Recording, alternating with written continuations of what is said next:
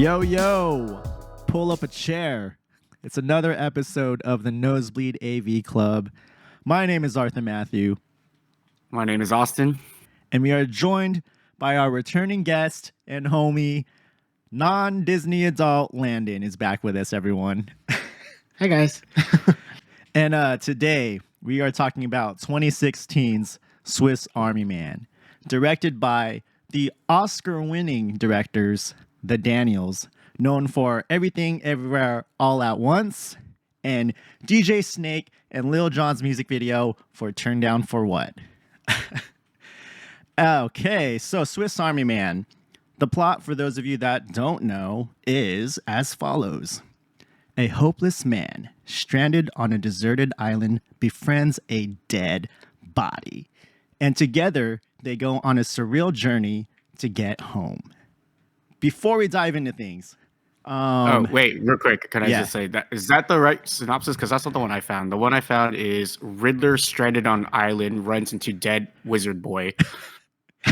That might be more appropriate. It's the updated. That's the synopsis. If you want to go with the meta, I guess. But anyways, before we dive into this the discussion, I just want to give a forewarning to those of you who haven't listened before that we talk about these movies in no particular order. So if you don't want it spoiled, or if you want to get Hey, shut the fuck up. He doesn't want to be spoiled. He's letting you know. Leave the room and go watch the movie and then come back to us.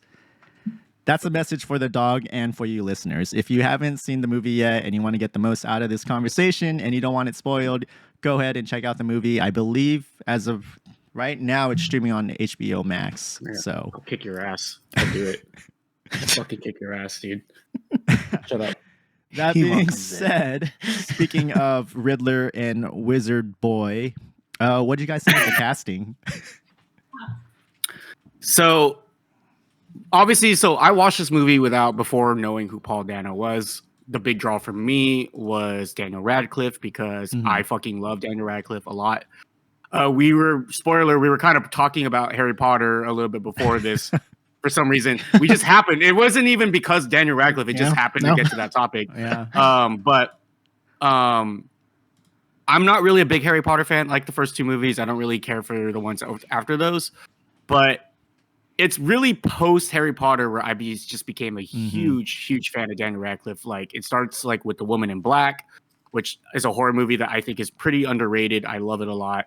And then from there, just his choices as an actor where he just decided to just go off the wall and do the randomest, craziest things that like make no sense for an actor that wants to continue being famous. You know, like he took all that money he made from Harry Potter and was cool with it and then decided he would pursue acting as a passion. And I really fucking respect that.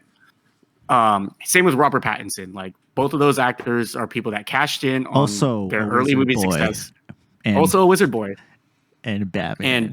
And I fucking love how off the wall like their movie like choices are for what they decide to be a part of it. Like so big Daniel Radcliffe fan, and that was the main driving force of why I wanted to watch this movie. Also just having seen the trailer, like I fucking was like hooked from the start. Landon?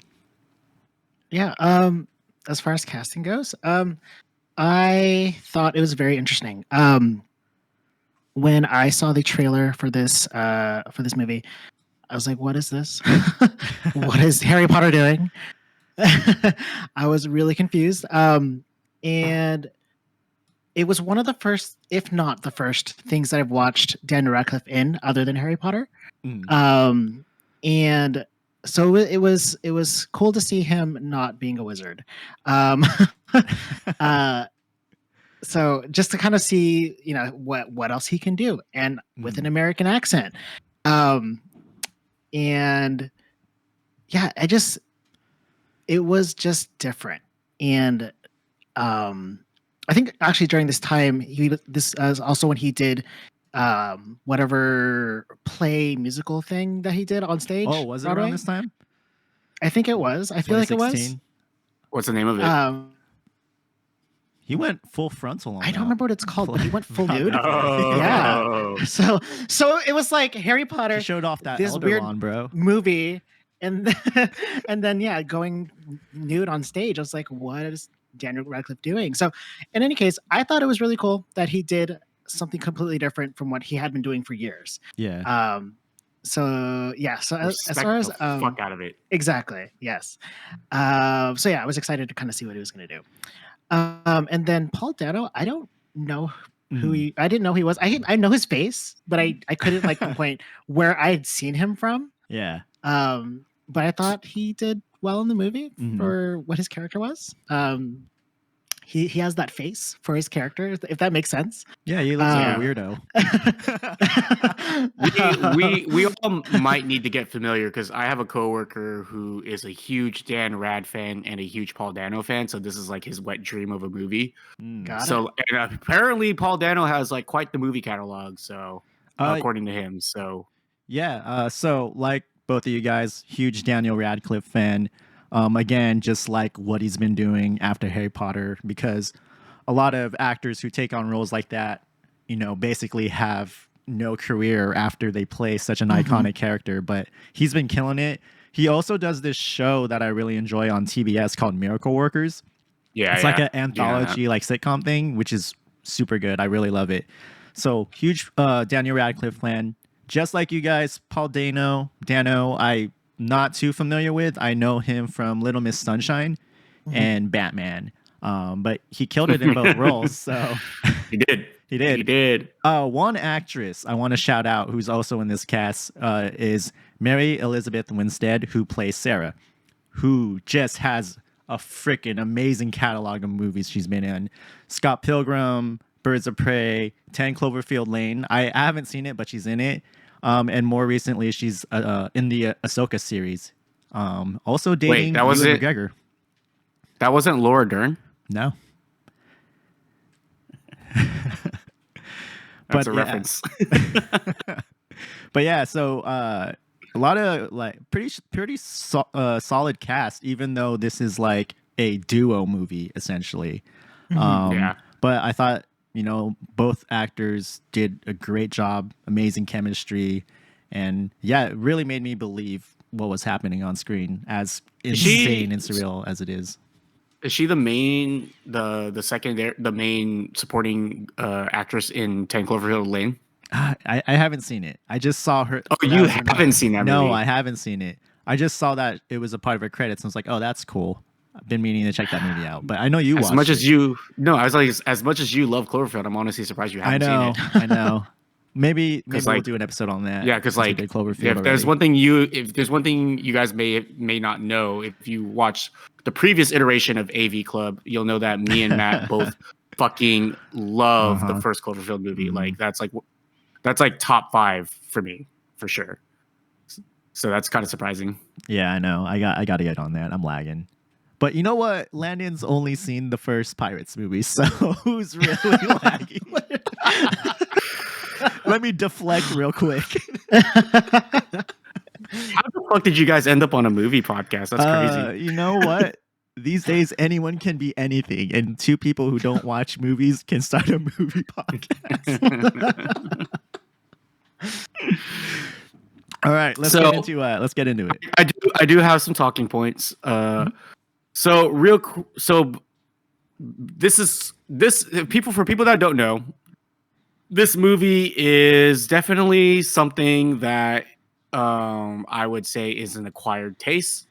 I would definitely say that if I was to explain to you the premise to like a random person who hasn't seen it, most likely they wouldn't want to see it or would just be like, what the fuck are you even talking about? Like, what is it? Like, it's a very out there movie.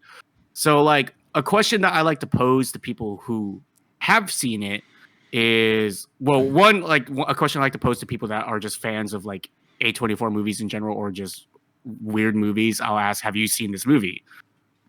And then I'll also ask like, how'd you hear about it? Right. So like, I was the one that recommended this movie in our group chat. So prior to me recommending it, or for this podcast episode, Did any of you guys see? Have you any of you guys seen this movie before? I did see it when it came out. I don't remember it. All I remember was literally that reaction of "What the hell is this?" Granted, I was also watching it with my dad. Honestly, Hey. the perfect person to watch this with. Yeah. Yeah. If you think about it. Okay. Yes. See. Okay. So when I first watched it, though, like I guess maybe I like blocked it out of my memory because I don't remember what happened other than literally the first 10 minutes of him being in the water and a bunch of farts. So like that's all I remember seeing in the movie and just being like, what am I watching with my dad? And I didn't remember like the story or any of just anything. I just remember that. And because of that, I was just like, that's a bad movie. So that's what I connected. And Okay. and so no, that's why I'm glad that like we decided to watch it. Because then now watching it, my opinion has definitely changed. And Before you go into I won't get into your opinion. Yeah, say your opinion. How'd you hear about it? Like, what made you want to watch it with your dad? That might be two separate questions. Specifically. I don't. Yeah. I with movies, I like to watch weird things because it's just I'm curious, like if it's like a cult kind of movie or like just a movie that was banned somewhere, just weird stuff like that. I'm really curious, banned? so I want to know. Yeah. I don't know. Like I had a messed up childhood because I was just looking up shit and watching shit with no Pretty filters. Sure you might be no on the one. list. But in any case, yeah. So this was one of those like I saw people like in forums or whatever talking about this On the dark web. Yeah, the dark web. And I had mentioned it to my dad, and I don't know where he found out about it, but he's like, "Oh yeah, I was curious about the movie." I'm like, okay, let's watch it. I do recall it getting some coverage. Like so for anybody that knows my mother, they know that she's a big fan of like watching like E.T., Extra, Access Tonight, all those like tabloid shows. And I do remember prior to me watching this movie, so I watched this movie in like maybe 2017, 2018. Maybe 2018, because I was with Janice at the point when I first watched it. But I do remember it getting some coverage on those types of shows where it's like, because like you said, it was like a really big move for Daniel Radcliffe to be doing this. Daniel Radcliffe was such a big name that anything he was going to do post Harry Potter was going to be news. And everybody, all the normies had like the same reactions. Like, what the fuck is this? Like, what is he doing? Like what kind of project is this? Think of the children. Yeah, shit like that. So like, yeah, I can imagine you definitely probably getting, because like it did have coverage. So it's not unlikely that you or your dad would hear about it, Yep. I basically saw it on Netflix, like just scrolling through movies, and was like, "Oh, Daniel Radcliffe is in this. This looks interesting," but never got around to watching it. Never even saw the trailer, so I had no idea, other than like reading the description, like what this movie was. So when you suggested it, I was like, "Oh yeah, I remember that movie. Daniel Radcliffe is in it. I'm down." Like automatically, I was down. So yeah, I pretty much went into this blind.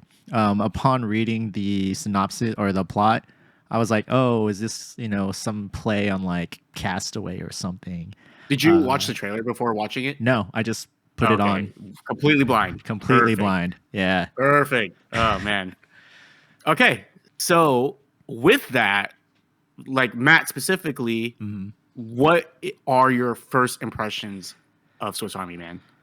I thought it was gonna be, because they emphasize the word like befriends a dead body, or like that phrase. So I'm like, oh, is this like a fucking Weekend at Bernie's type of situation, just like a dark take on it? So when you start the movie and it's got that Castaway vibe, you're like, okay, where is this going? And then The first flatulation was pretty fucking funny. So I'm like, that whole opening scene is just like it kind of tells you where we're going. where we're going. Yeah, it kind of gives you an idea of what you're in for. And yeah, I will say this as I was watching it, and I'm just fucking watching Daniel Radcliffe just fucking corpse the whole time. Oh, by the way, I just want to point out, I specifically was paying attention to if this guy was blinking, and he was not blinking. Yeah, I was paying really close attention to that. There's one instance early on before he spoiler, before he fully comes to life, where I catch his eye moving. He didn't blink, but you definitely catch it moving. Yeah, but that could just be a sign of him coming to life, right? Not necessarily Daniel Radcliffe acting, whatever, right? But anyways, for a while, I honestly thought, is he just gonna play a corpse the entire movie? Because it takes a while for him to kind of come to life. I remember that being a thought of mine too when I first watched the movie. Did the first let's just say 10 minutes of the movie hit for you?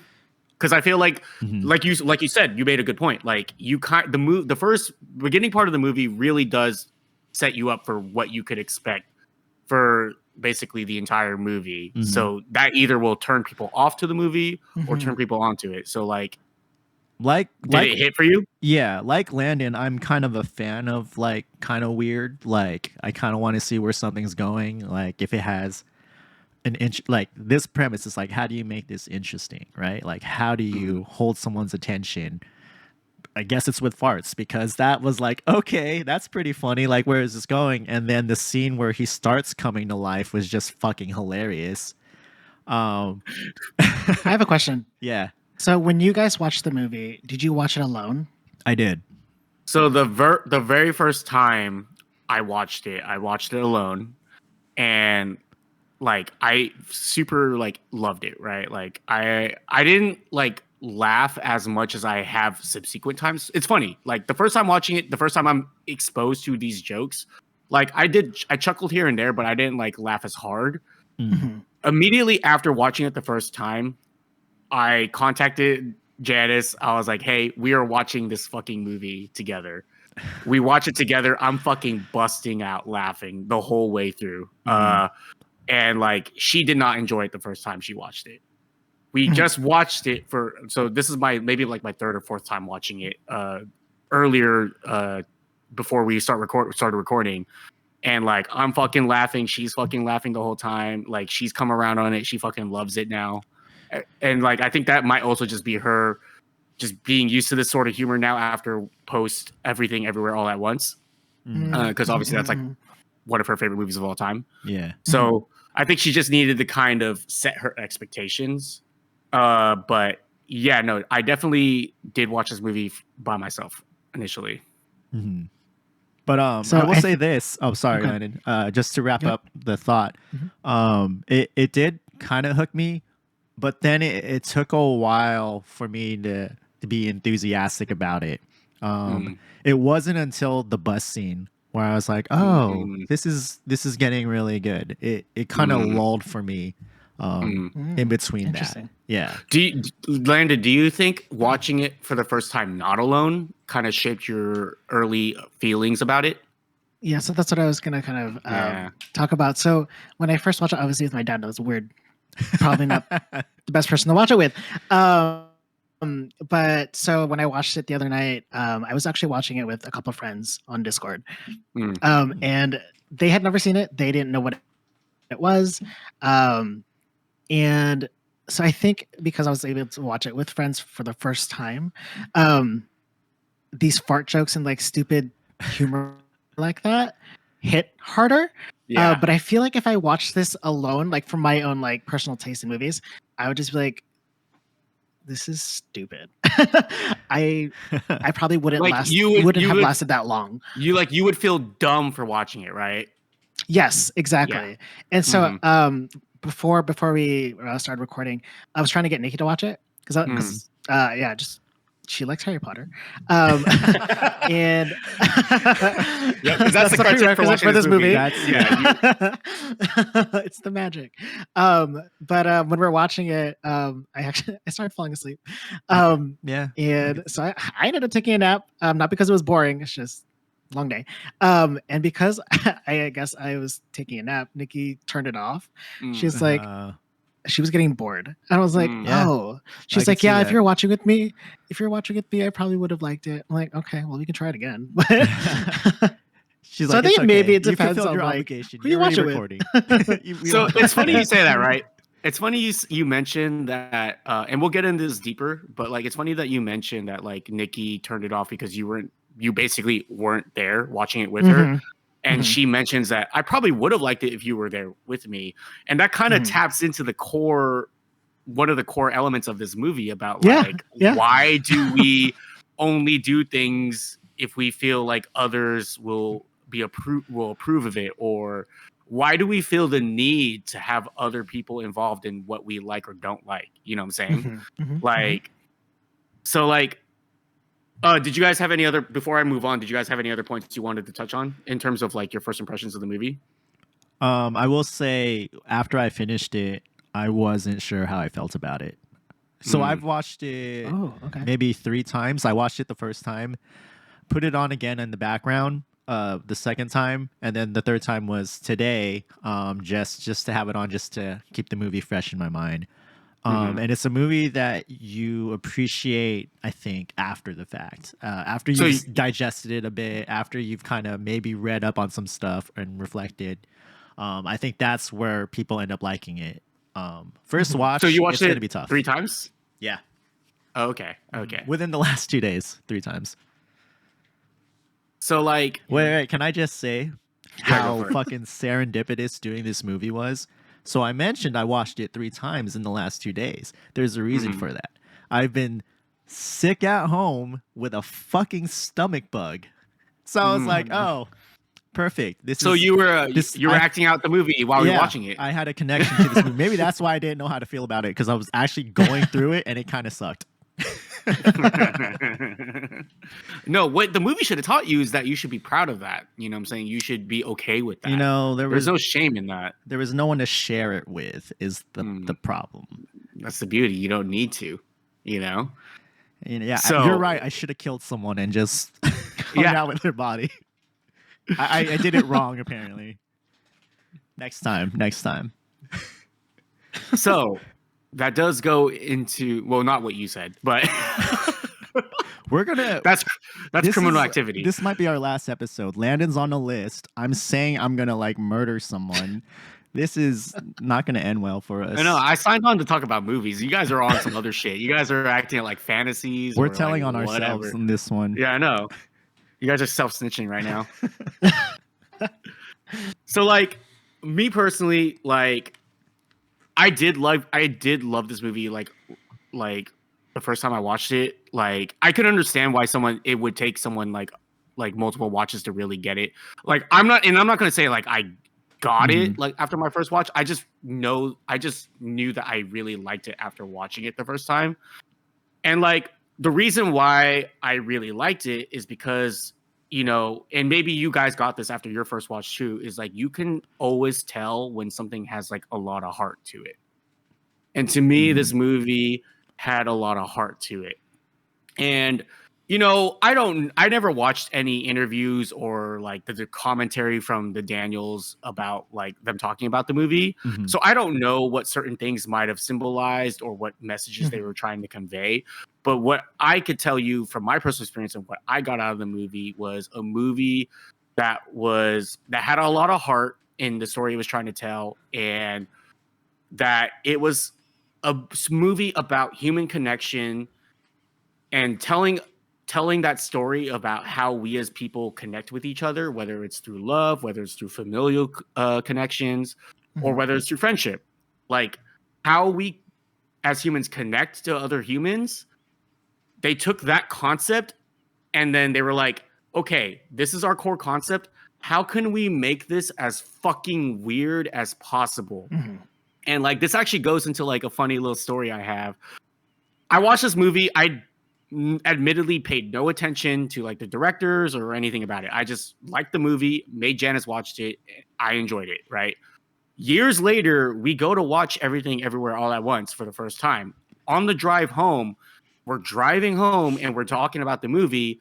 And then like I'm talking to Janice and I'm like, you know what? Like, you know what this movie really reminds me of? Like, it really kind of just reminds me of Swiss Army Man. Like, it just has that same concept of like taking something very simple, like a simple idea of like a human emotion or human concept, and just making it as wacky and zany and convoluted as possible.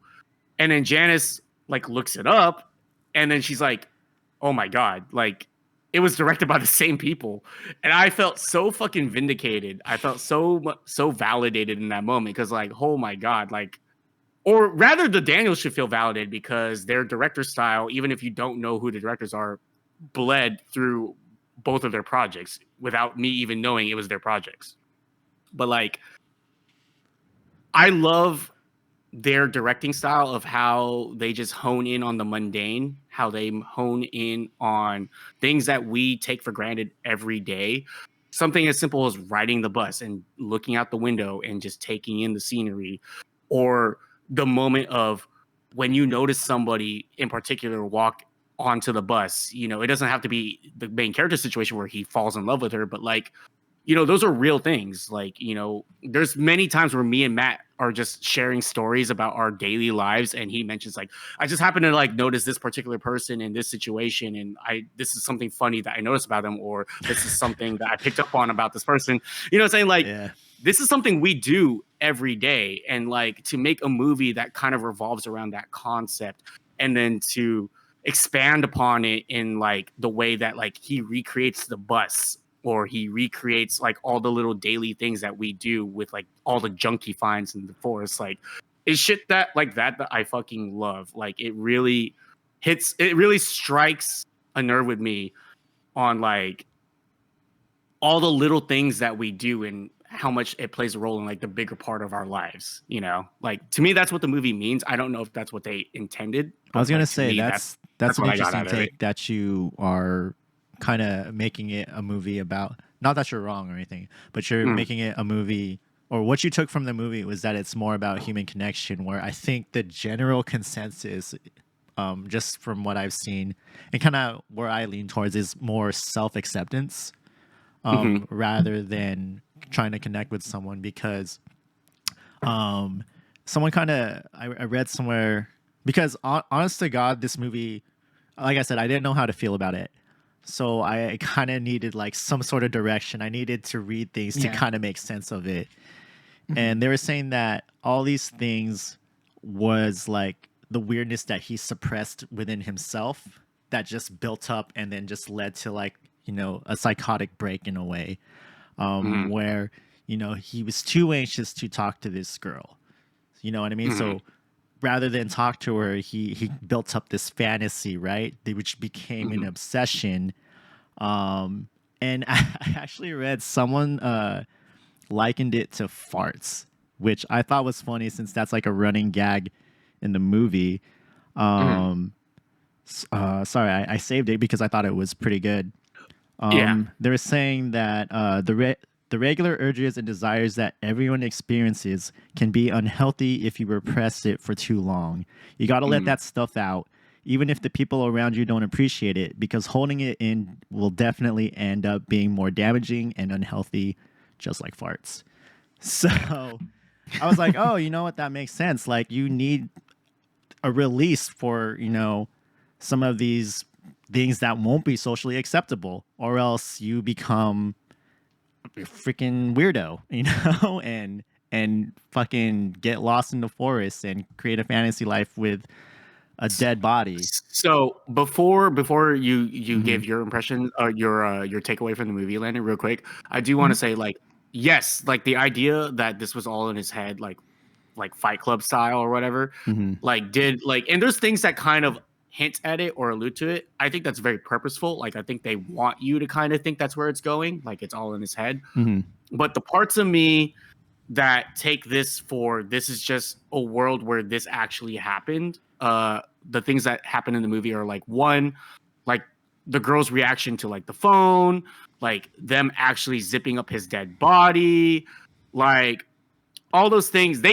All the things that they say acknowledge that he actually was there, not a figment of his imagination. Mhm. And then even them acknowledging him when he's like shooting away, into the water at the end of the movie, Well, and Mary is like what the fuck? So- like, I have a take on that actually. mm, So, because he's so like socially troubled, right? He during the movie, he kind of figures out, how humans kind of interact with each other by talking to Danny Radcliffe's character, right? He's kind of working out his own issues through him.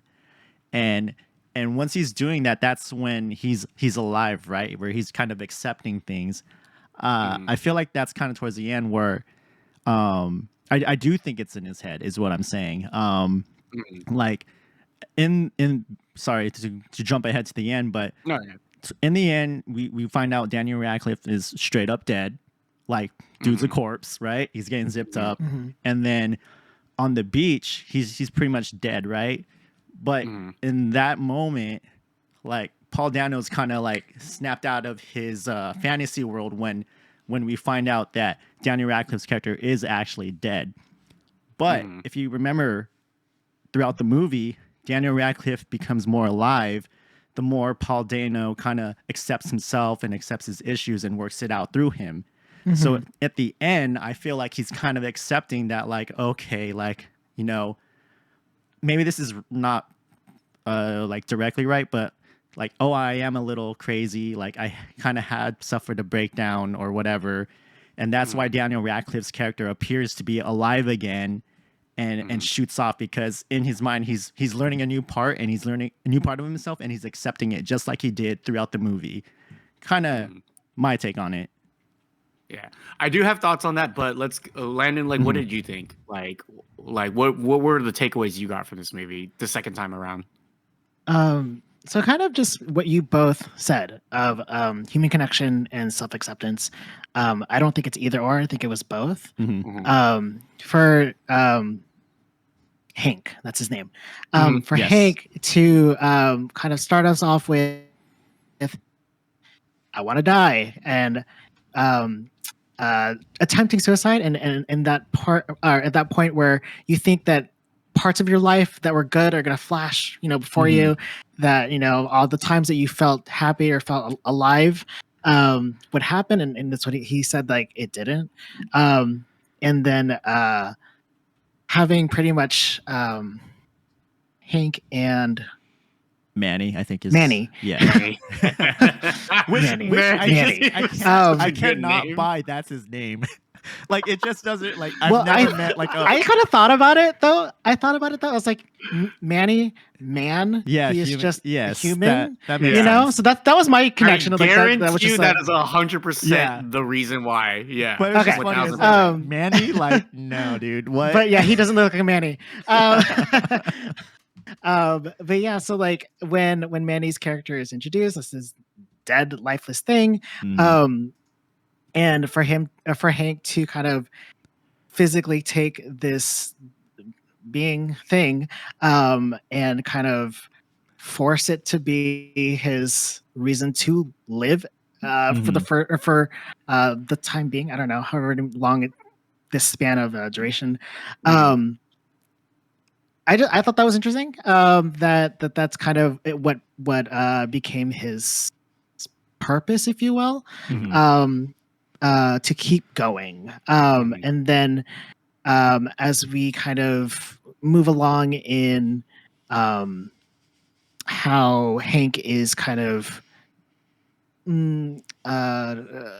walking us through parts of like Austin said, with mundane life things that aren't necessarily significant, but become significant because of what he's trying to teach Manny about being human. And for someone that was previously suicidal because they didn't want to be themselves anymore or just exist.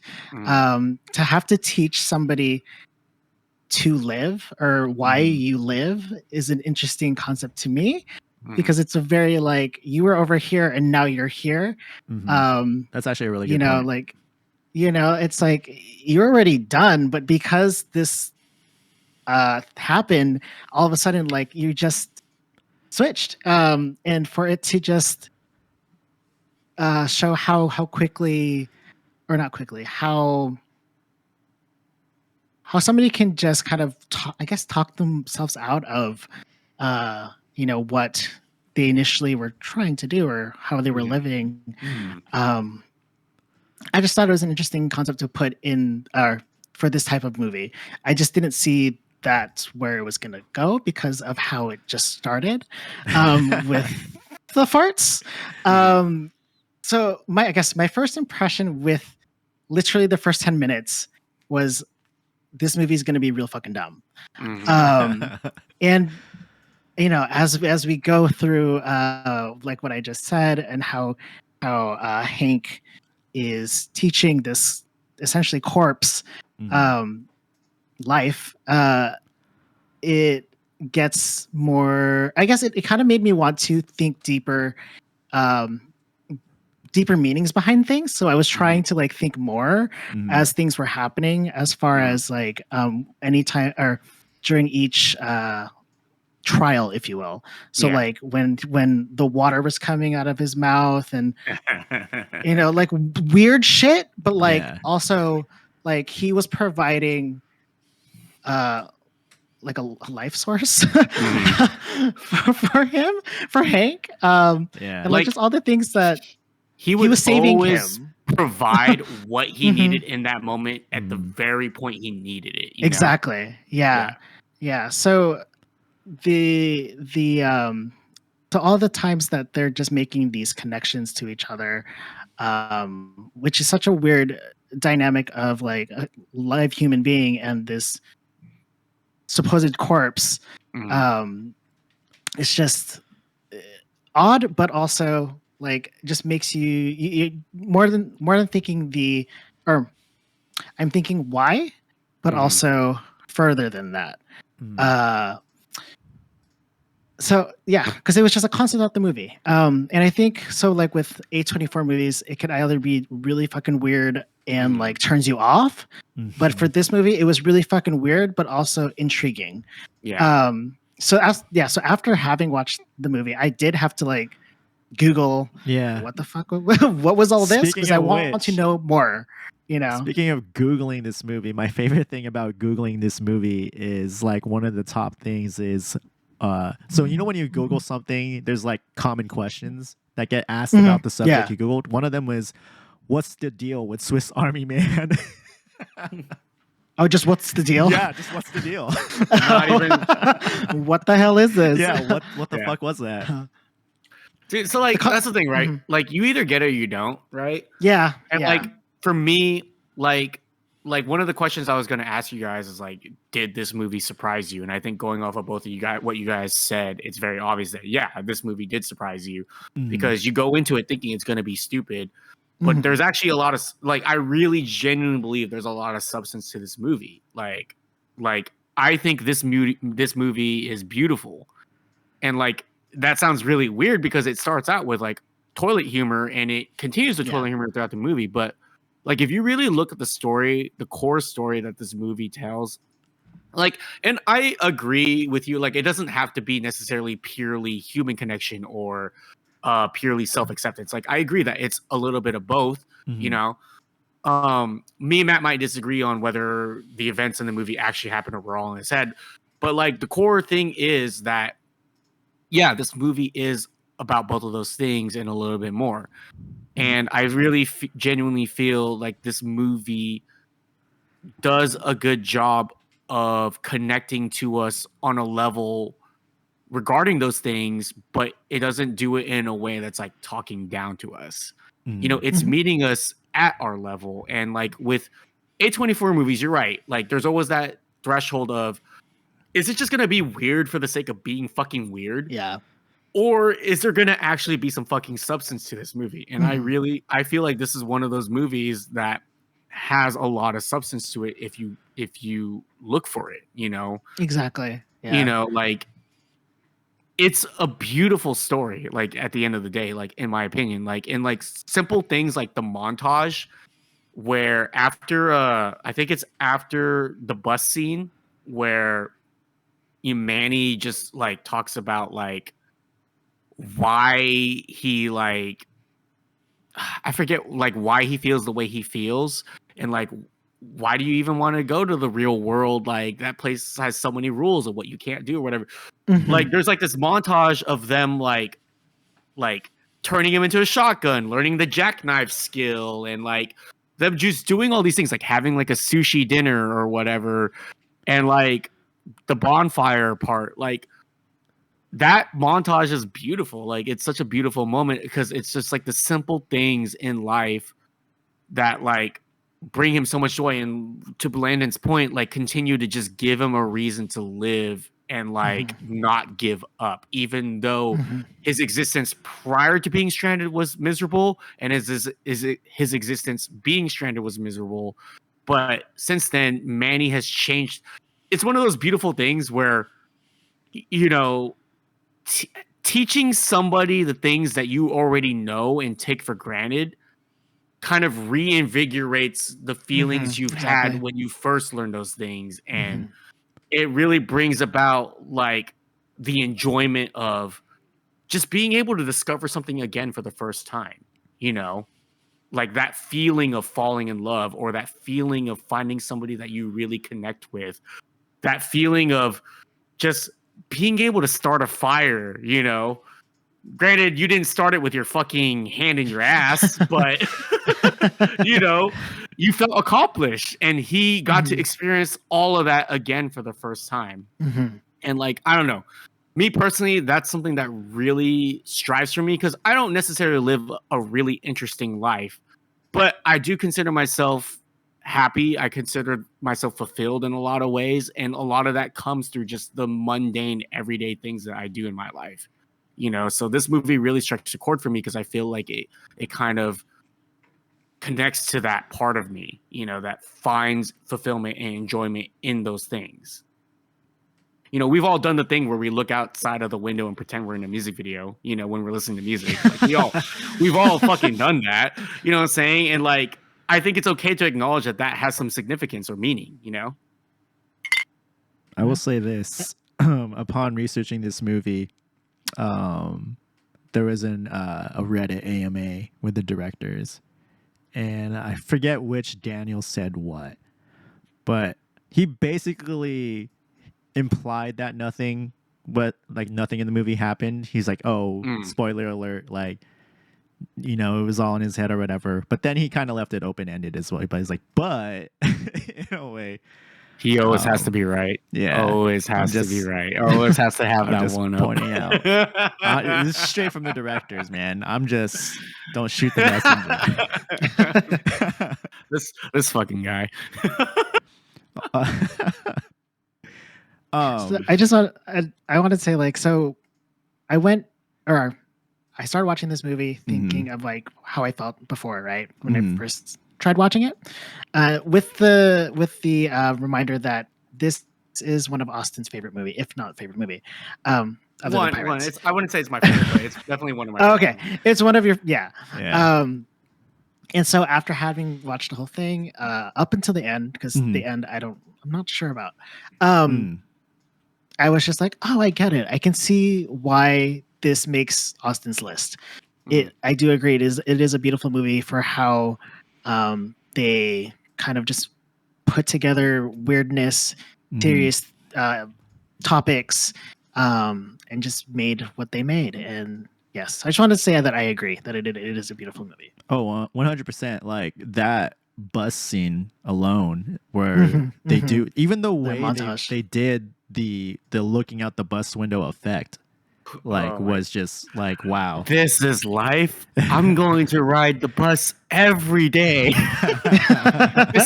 This is just the beginning. Yeah, that whole scene was just awesome Ah, and so amazing. good. Yeah, I think that scene kind of saved a lot of the movie for me. Okay. Yeah. That's interesting. Yeah, Saved is is a really interesting. strong word. So, because like, where was the movie falling in your opinion? like I said, it just took because that scene's about like I think like an hour or like 45 minutes to an Yeah, hour it's into the movie. it's almost deep middle. in. Yeah. Yeah, which is Mhm. why I said yeah, this movie kind of it hooked me on at the beginning with all like the gags and him coming back to life, but Mhm. then up until the bus scene, it kind of just dragged Oh, on for me. I was just kind of like, okay, okay. yeah, this is So, happening. let me ask you this then. So, right. Hmm. So, this is probably like, I want to say my fourth time watching it. It's Hmm. for sure either my third, but it might be my fourth. Um, Obviously, watching something sequential, like, or in multiple times, I don't know if I use sequential right there.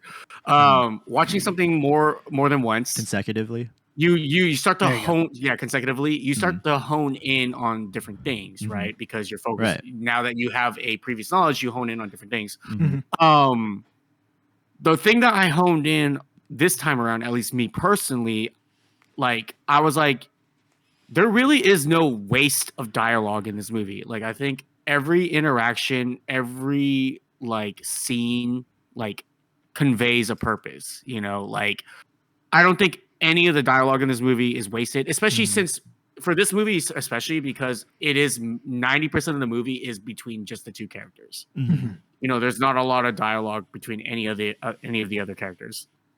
And, like, I really genuinely feel like a lot of the dialogue that they have, like, serves a purpose or hints at certain things or pushes the plot along in, like I thought it was not perfect, might be too strong of a word, but, like, I felt like it was really fitting in that sense. Like, as someone who felt that it was really slow, and you've now watched it at this point 3 times, Mhm. granted you weren't super paying attention the other 2 times, Mhm. but, like, you have watched it pretty much close to how many times I've watched it. Did you ever get Mhm. a sense of that, or do you feel like there's No, things that could have been cut the out or the whatever? dialogue was fine. Like I have no issues with it. It just wasn't and there might be some bias because watching movies nowadays, especially through streaming, there's a lot more distractions, right? There's a Mhm. lot more times where your mind wanders. If I was watching this in theaters, maybe I would have a different reaction. But because Mhm. I watched it alone, because I watched it at home, I have access to my phone if there's a lull or something. You know what I mean? Like it. Yeah. I don't think any line of dialogue was wasted. It just wasn't very attention grabbing, especially because the beginning is so redonkulous, right? It is just absolute insanity Mm. that after you get past the is he gonna come to life, right? And you see, oh, he is gonna come to life. Okay, what am I going to be excited? Like, you know what I mean? Like, what's the next Mm. thing that's going to get me really hyped? Because if they're just sitting there Mhm. talking, I'm like, okay, fine. Yeah, he's saying some insightful shit. Doesn't make it that entertaining for me, though, Mhm. especially being at home. Interesting. You know what I mean? And until we get to that bus scene where, you kind of find there's the heart of the movie, there's the warmth Mhm. in the movie. I would agree. Yeah, That's when I'm like, that movie okay, is definitely, now that part I'm of the movie back. is definitely where the heart comes Yeah. forward. Now it's like, okay, now you regained my attention. Now I really want to see where this is going. Before I was just Mhm. like, because up until that point, he's just a guy trying to get back home, and you know, we're led to believe that he's possibly hallucinating all this, right? Like, Mhm. where is this even gonna go? And then you get Sure. to the bus scene, and it's like, okay, there it is. There's the connections and everything. Mhm. That's just how I felt about it. And like I said, it could just be the environment that I was in. Mhm. It just didn't make for that chunk of the movie the best for me. So I will say this. I did, the first time I watched the movie, like I do this thing, and this isn't just for this movie. It's a common thing that I do, where if I feel a movie looks interesting enough or, like, grabs me, like I'll just buy the Blu-ray and I'll Mhm. just watch it for the first time, you know. So like I also watched this movie in like a similar environment where it was like, even though it wasn't streaming, it was a Blu-ray, but like same thing. I was at home, you know, watching it on that. A little So, like, different though, it is- because this already grabbed you, whereas this took me Sure. a few years Okay. to like even, and I only really was able to watch it out of convenience, right? So there was some Like, bias. So there yeah, is- there is and some I'm willing to biases acknowledge there. that there was definitely some bias involved there for sure. Landon, what about you? Did you feel like the movie, like dialogue, like when did the movie grab you? Actually, like at what point did it like hook you in, if at all? Actually, very early on. After kind of accepting the fact that there's just gonna be a lot of farting in this movie, um, literally, like as soon as he brings Manny in the, what is it, like a cave? Not cave. I don't know, little shelter like a area. cave. Yeah, Yeah, he's still cave. dead at this point. And he has water in him and giving him water. I was like, what the hell? What else can he do? So like, because it like, you know, it's Swiss Army man, and like you are a Swiss Army knife situation, you are a tool. What else is he gonna make him do? And that's pretty much was like making me want more of it. Up until what you were saying, that montage scene, which amped up my like, this is great. But yeah, the I wanted to kind of just say Matt's viewing situation was my viewing situation similarly. So my friend was actually just streaming it on Discord for us. And I was just working on stuff actually when I was watching it. So I was distracted but also engaged. So it still was, the dialogue was still engaging to me. And then when I could like, when I felt like some interesting visuals were happening, that's when I would actually visually watch it instead of just listening to it. I was very much engaged. I was very much, interested in what was happening. And because I was watching with friends, you know, all the stupid humor stuff, like when they're talking about masturbation and like that whole scene of just his dick just moving around being a compass. Boner compass. Crazy. Sports Limited. So fucking funny. Sports Illustrated. Yes. Well, it was Sports Illustrated, but like I think the actual title of the magazine was Sports Limited. Yeah, which I thought was funny. That is funny. I could be wrong. No, it was Sports. It wasn't a Sports. Yeah. It looked like Sports Illustrated, but it was Sports Limited. Yeah, good. No, sorry. I was just gonna say, like, okay, so with that in mind, right? Like, is there any? So the movie does try to tackle like several like deeply rooted things that could occur or happen with like a normal family, whether it's the shit with the dad, it's the shit with the mom, it's the shit with a girl that you've never talked to, whatever it is, right? Like, was there anything that particularly struck a chord with you? Like, you know, on the basis of this, because like I feel like the effect of this movie really comes from if any of the things that it tackles like relates to you at all. Like, because if it doesn't, then I don't think this movie has any power over you at all. Like, I think I agree. You probably think this movie is stupid if that's the case. You know. So, was there anything in particular that struck with you with any of the things that this movie was tackling?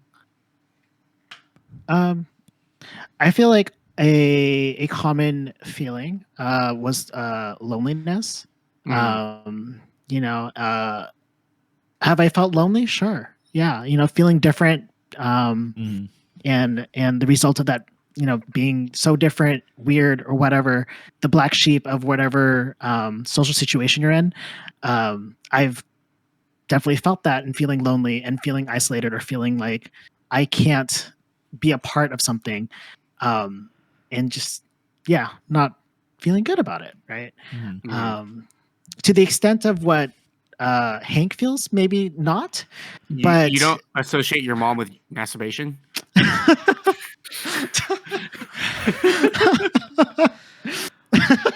don't have to answer that. Yeah. Legally, you don't have to answer that. You don't have to You're already on a list, so you might want to be careful. However, though, we're trying to make a banger ass podcast, so that might be good content.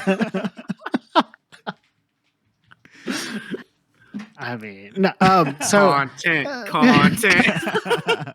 my mom growing up in high school, she was known as the MILF. I don't know. Wow. And there it Tells me is. everything I need to know. And there it is. Like my English teacher pretty much Hey. said that in class, and all the dudes agreed. I was like, Your this is English weird. teacher. Word to my boy Manny. I've never seen your mom, but I'm gonna think of your mom when I masturbate. Landon's mom has got it going on.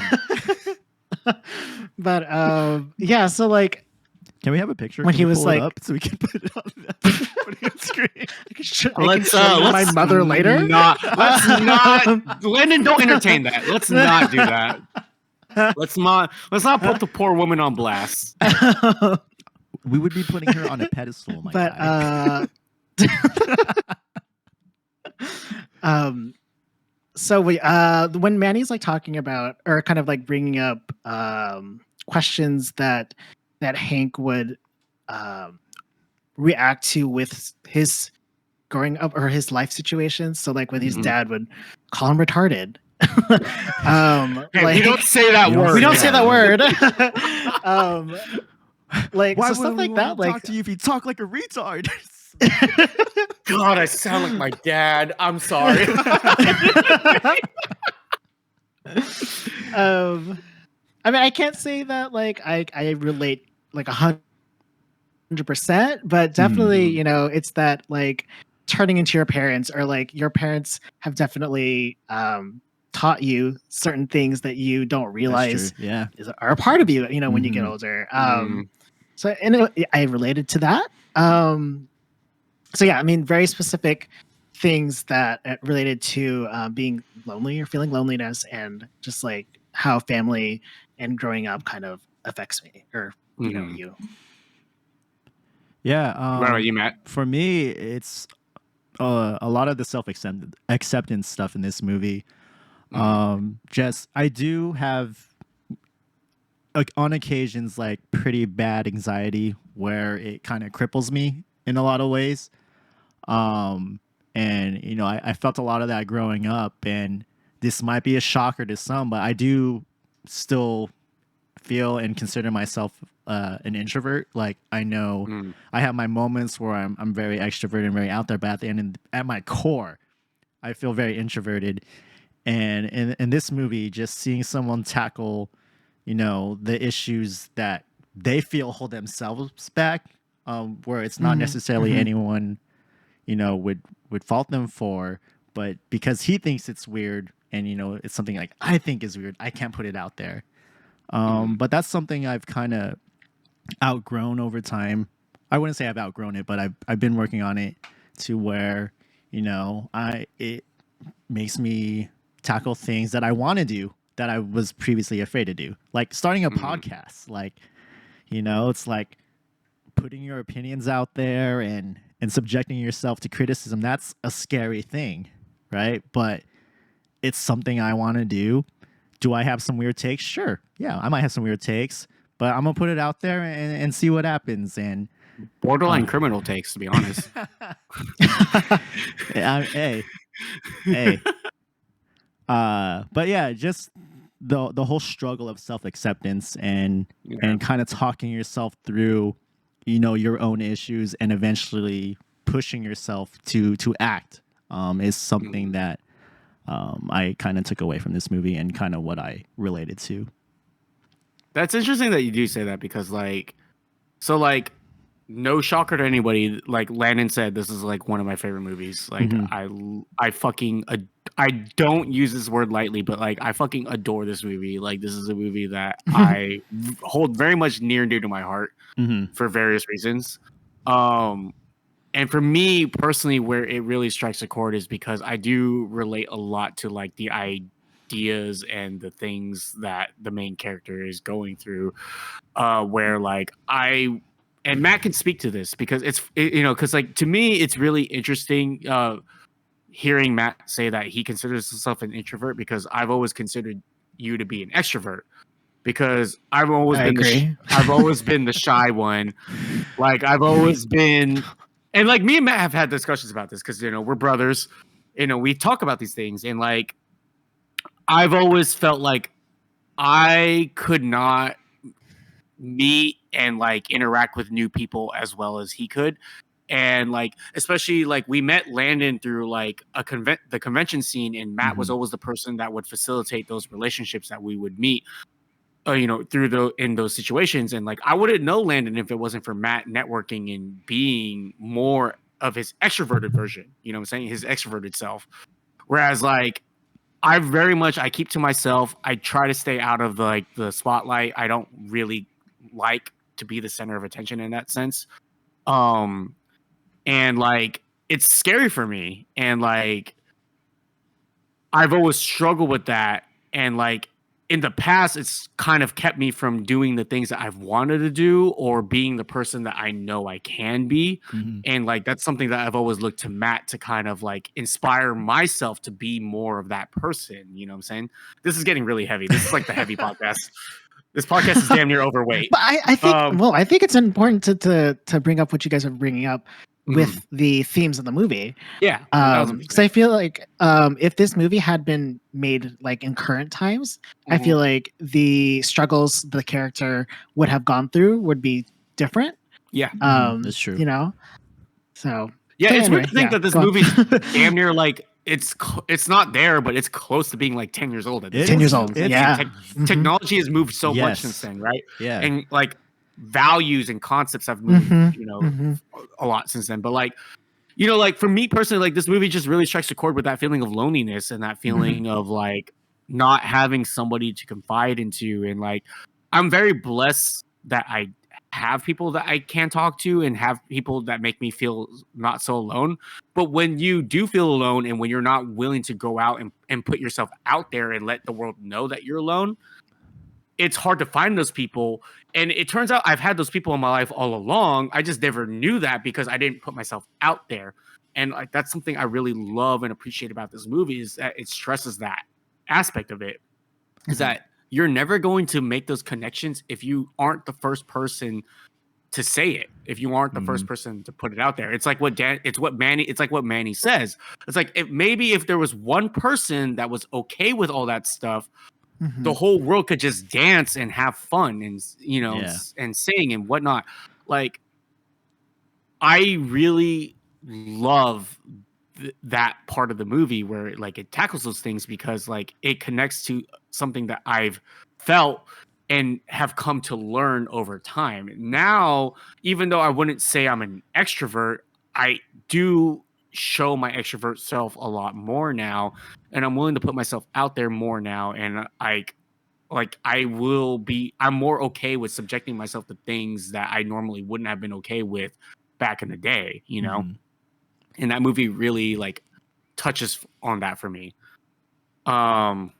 So like to that, I do want to move into like, is there something, what was your favorite part of the movie and what was your least favorite part of the movie? So for me, I'll start. Like for me, my favorite part of the movie, like I said before, is like the bus scene and then the montage following after. Like what Matt said, like I really feel like that's when the movie showed its heart.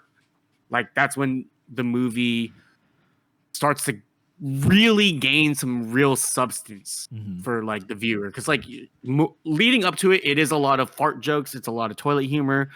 There is some hints of like what the deeper like intentions of the movie are, but it's not really apparent and until obvious until that part of the movie, and you're like, wow, this movie is hitting in ways that I never thought it would hit. Pause. But like this movie's hitting me in certain angles, you know what I'm saying? Pause. But like it just like it really captures like that. To me is like one of my favorite parts of the movie. Least favorite parts of the movie, I will say that the ending I think does kind of drag a little too long. Like I think they could have maybe gotten to the point a lot. I was giving her a shout out earlier. What's her name? Mary Elizabeth I forget. Winstead. I forget. Mary I think Elizabeth Sarah Winstead was her character's name. Yeah, like I honestly feel like that whole part could have been cut down a little bit. Mm-hmm. Honestly, like there's parts of me that think the movie could have probably ended shortly after the bear scene. Like the bear scene was so like impactful. Like I get why the part with Mary's character is there. I understand it all completely, but like Mm-hmm. to me, that's all secondary to like the impact that the bear scene had, like where I feel like a lot of the baggage and core of the movie came out, and like a lot of that stuff was resolved during that scene. Mm-hmm. And then we just kind of had one more little like problem to be solved at the end where he realizes that he is as weird as he thought he might have been, and then he dies again, and then all it takes is for him to fart to bring him back to life and realize, okay, it's okay being weird again.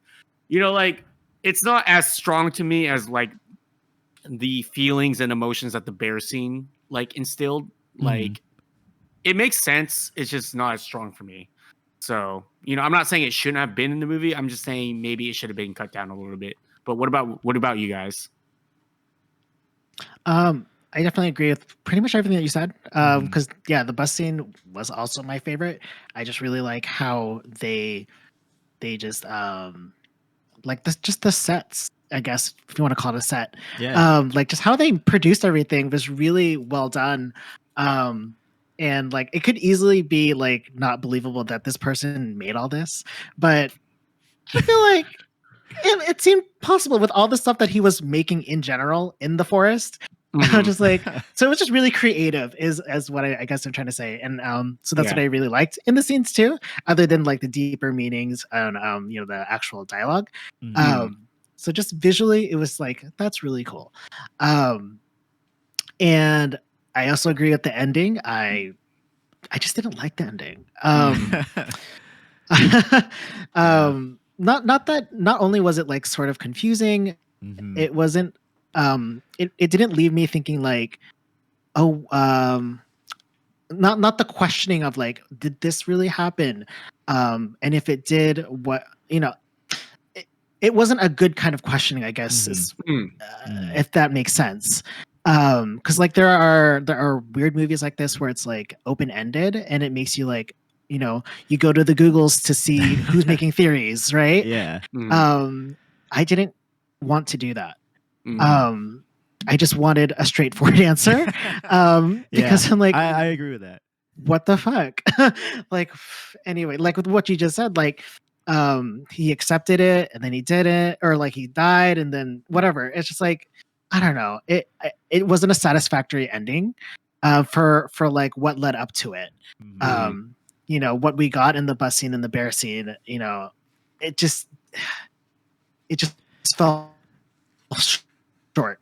And Mm. because of that, they, like you said, it could have been cut shorter. Like we didn't, Mm. I don't know. I was just really disappointed that like what led up to it was just so meaningful, or it Mm. had a lot of meaning to it, to only be to end like that. Mm. Yeah. I basically agree with everyone's takes. Like, yeah, bus scene, we've been singing its praises this whole time. Best scene by far. Mm. Yeah, the ending is definitely where I have issues as well because it raises more questions than it answers. Definitely. Because it's Yeah. like, And we already had so many and we already questions. had so many questions. And the thing is, it's just like, okay, what was the point of them calling Hank Manny, thinking he was Manny? What were we supposed to feel or think there? Why was that? Oh, actually, I'm Hank and he's Manny. Like, okay, but like, what was I supposed to Why? assume there? I will say this. I think the reason why he did that is because again, it goes to the point of the movie where he was ashamed of all the weird shit he did, and he knew that if he attributed it to the dead guy, it wouldn't fall But onto at that him. point, I don't think they really know names, right? They don't know who's who and why he should No, be. but they knew that the phone belonged to Hank. Right. You know what I'm saying? And like they knew that the dad was in the phone, and the dad was like, my son is Hank. You know what I'm Yeah. saying? So like for him, But it's there just was another. no point for them to make us think that, oh, they thought Hank was Manny for a second for whatever reason. Like, what purpose does that serve? I'm not saying it's the most well executed thing. I'm just saying I think that what was the logic my whole behind thing was that. like, why are you trying to have like some Fight Club moment where it was, I agree. you know what I mean? Like, it just served no purpose to the ending. We're wrapping things up. Why are you gonna? Yeah. Why are we going to introduce this whole like? Yeah. Sure, and then the relationship with the dad, it still wasn't clear to me what that was like, because he makes a point to say, hey, my dad really tried to apologize. He really tried to say happy birthday. But then at the end, he's like, oh, I don't want to see my son. Which could be like, in that moment, he just didn't have the heart to see his dead son. Sure. But then everything after that was just like, oh, he really didn't seem like he gave a fuck about it. Yeah. Dude, the whole thing with the dad, I don't know. So like, okay, what was I supposed to think the relationship was? Dude, during the fucking end, when Daniel Radcliffe, Manny is fucking farting and about to go back into the ocean, and then the dad gives the son like the nod. Yeah. That was like the fucking funniest shit ever. Which again could be the whole, like, kind of what I touched on earlier, where he's like rationalizing in his head and accepting things to where he's making it seem like his dad's okay with how he is because he's okay with how he is, and that's when Daniel Radcliffe comes alive or whatever, blah blah blah. But yeah, the end is just, I think that's why I really didn't know how to feel about this movie after I initially watched it, because like I don't want, no, that's not true. I say I don't want the happy ending all the time or whatever, or something that resolves the movie. But sometimes, sometimes we all want the happy ending. We all want the happy. Anyways, but you know what I mean? Like, it was, like Landon said, just really unsatisfying for the ride that it takes you on. No homo, pause, whatever you want to say there. Sus. It just, I don't know. It just, yeah, because for such a like weird movie to have ended like that, it wasn't even like weird enough for me to accept it. Yeah, it was just like, that's it. For as much heart as the middle had and how much thought went into each line of dialogue, exactly. For it to end that way was just kind of like, it was this close. Yeah. Which is funny to me because as I was kind of searching how to feel, I came across the Daniels. The way they pitched it to Paul Dano, I think, was they wanted to make a movie where the first fart makes you laugh and the last fart makes you cry. I did not cry during that last fart.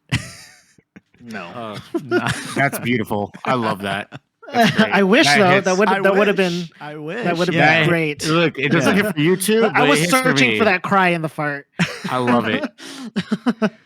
Dude, that fart and then that shit eating grin that fucking Daniel has when he's like looking at the beach, looking at them as he's shitting away. Yeah. Amazing.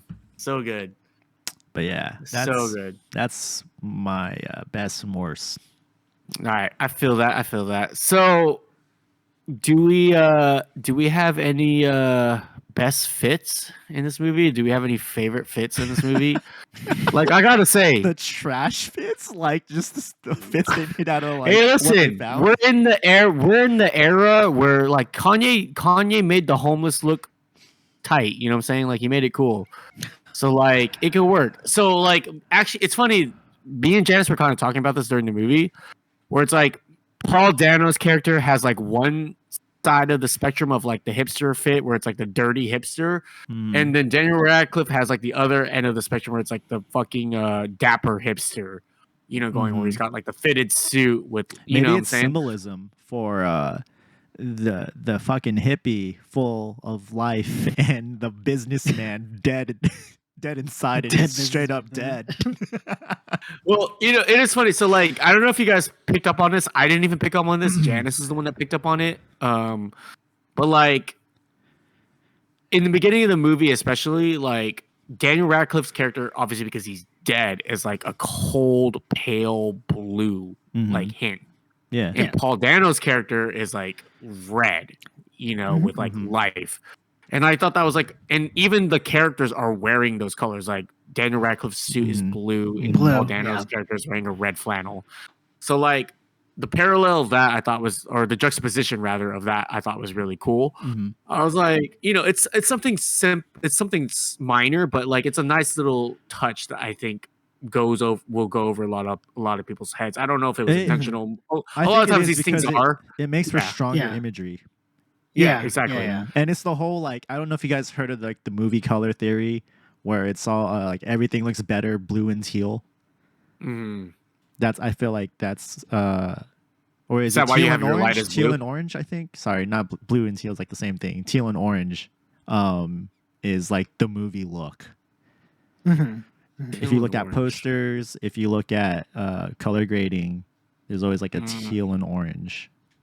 I'm like thinking of all the Star Wars movie posters right now. I know they do that. But yeah.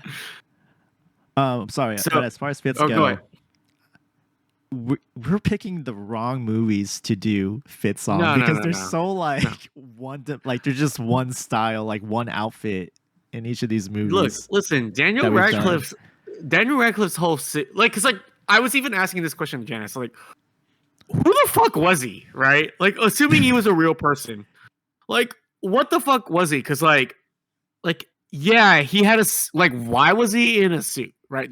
Why did he need to be in a suit? I think he, like, literally what you were saying, what Janice was saying, like, he is this business suit person, like, that possibly just the corporate world, and like both the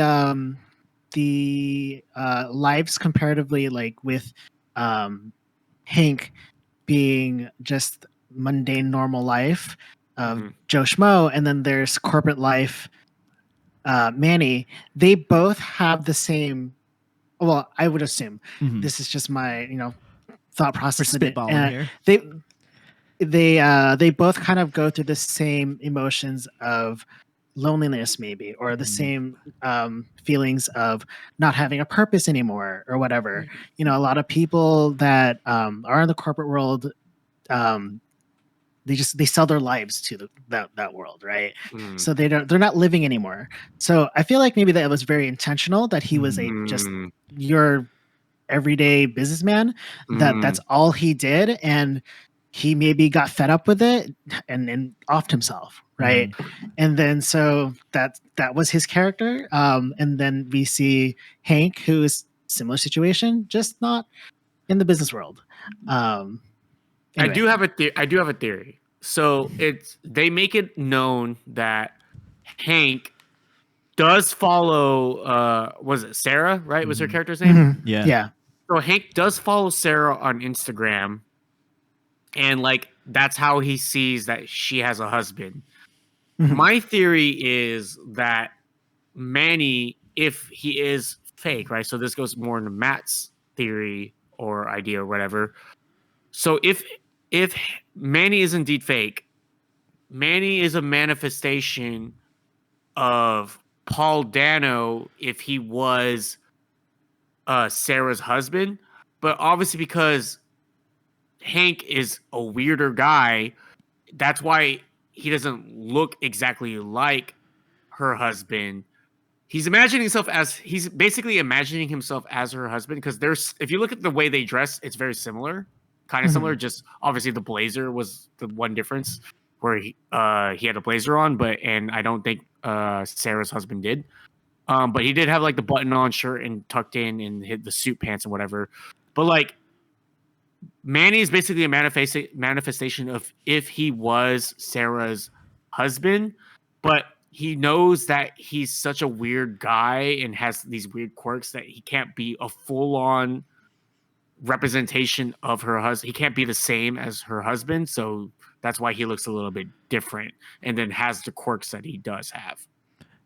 That's an idea that I have. Just to clarify, Manny, in my opinion, Manny is an actual dead body. Yeah. Okay. Yeah. Just want to clarify, the dead body is not imaginary. Like not imaginary. No, it's the personality that he placed on it. That's yes. I just wanted to, in case there was any confusion. Sorry for misrepresenting you. My apologies. Just want to get that. I just wanted to clear that up. But Okay, I'm not gonna lie. Real quick, we might need to put a quick pause. I need to take a fucking piss.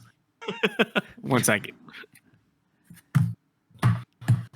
this is the part where I get to tell you guys all his opinions were shit, and and my takes were the only correct takes because he can't defend himself right now. Oh, you hey, said- he's totally missing the point of the movie. He could totally just pee in front of us. Or poop. Maybe Or he's poop, pooping. or Everyone fart, poops. Whatever, man. Like you could fart in front of us. That's the lesson this movie's trying to teach us is it's Right? natural. We accept you. Yeah, it's natural. Do it in front of your friends. When you said earlier, Mhm. shocker, that you were an introvert Mhm. and not an I extrovert. was, for a long time I was very shy.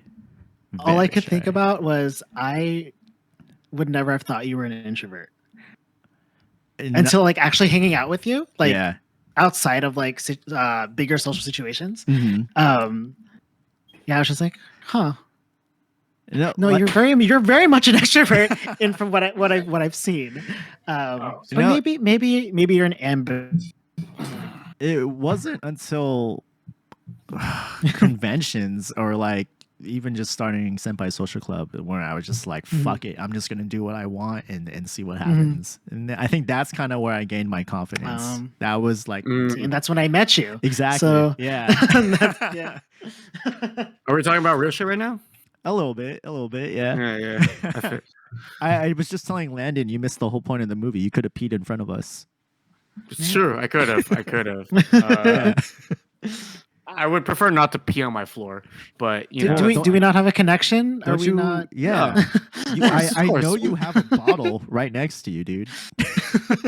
it's There's a tree right behind you. Yeah. What do you It's- mean? It's fake. It doesn't need water. I'm sorry, but we were on who had the best fits. So Yes. I'm gonna say my boy D-Rad. D-Rad. Daniel Okay. What about you, Radcliffe. Landon? Thank you for clarifying. None of Yeah. us knew who you were talking about. Well, you know, there's a lot of I was like, D's who's in this Drab? movie. It's directed by the Daniels, Paul Dano, Daniel Radcliffe. There's a whole lot of D in this movie. There was a lot of D. There's moving D. Yeah, moving. There's a lot of D. I agree too, though. His suit was very sharp. Mhm. Even Yeah. after having been in the Even- water and Yeah, Yeah, it looked remarkably clean for some that's for kinda someone something I that had was been in the wondering. water and So, drank through the woods. I kind of did some research into this, and by research, I just checked his emails. But how long do you think he was gone? Because they never say an actual number. Paul Dano? Who? Yeah, Paul Yeah, Dano. so How who? long do you think he Oh. was like stranded? Sorry. We'll say like a couple weeks. Really? That's We were like, me and my remarkably friends were short. joking. We're like literally maybe like 8 hours because like his phone was at 10%. So Where was he charging that? So he, so I here- mean, I don't know. Yeah. let me tell. So no. No. Oh, this fucking shit. Hold again. on. You need to get just get a fucking lamp like a normal person. Why? The Why do you USB have this? wait. Jared Leto, are you with us? Anyways, no. My USB-C plug that I'm powering it with just came loose, so we should be good. But Give me the lamp. so if you look at his appearance, like if we're just going off, he went missing during the bus, right? Yeah, like Hair's a the week. same length, roughly, and he just has a full He- beard, right? So I don't know if you remember the scene where he's back in civilization. He gets that one bar reception. He checks his emails. If I'm going off the unread emails, he was stranded for 4 months. 4 months. What's the math behind that again? Or It's like two- so. no, sorry, 2 months, because I think the first email you see when he's scrolling through was in February, and then the last one he goes down to was April. So it's like 2 months. Is Okay. kind of what I'm taking an educated guess on, which kind of makes sense with the beard. Yeah. Oh, I don't know. I can grow a beard and like. Wow, brag about it. Wow, brag about it, Landon. Jesus. God, I mean, when people, damn. some people, when they grow beards, they just, Wow. it's, gone one day, Wow. come This- back I mean, in just a couple days. Look at it. There's not a lot of testosterone in Paul Dano. So I'm gonna say- And I would say neither in the hormones. AAV club apparently. Yeah, no. I actually just shaved, so but regardless, I'm not growing a beard. It's not happening. Yeah. So, So- what was your? Oh, go ahead, Landon. So like just so the duration and time of him being gone from civilization. Mhm. Do you really think he was stranded on an island? No. I think that was a Okay. manifestation of his mind, just like Okay. Manny's personality was. Mhm. Oh, I the think he was fucking whole behind the movie's house. fake, apparently. I think he was Jesus. behind the house. Yeah. Nothing happened. Yeah. And nothing happened. According to the directors, nothing happened. I don't know if they would go that far. There Anyway, was yeah. though, because I do have some trivia, I guess you could say. The movie went through 5 or 6 drafts, and one Okay. draft ended with Hank getting rescued by a cruise ship. So Okay, so No. still Okay. on the island. Yeah. who knows? Okay. Do you guys have a favorite feature of the Swiss Army Man? I What was could your tell you favorite, the grossest power? one that I thought was the grossest, at least. The water? Yeah, the water. The water out the The mouth? water. Okay. Yeah, that was Predictable. pretty. Normie that's answer. pretty Predictable. gnarly, dude. The fact that he was drinking it made it super gnarly. No, I thought the most gnarly was when he became like a shaver, a clipper.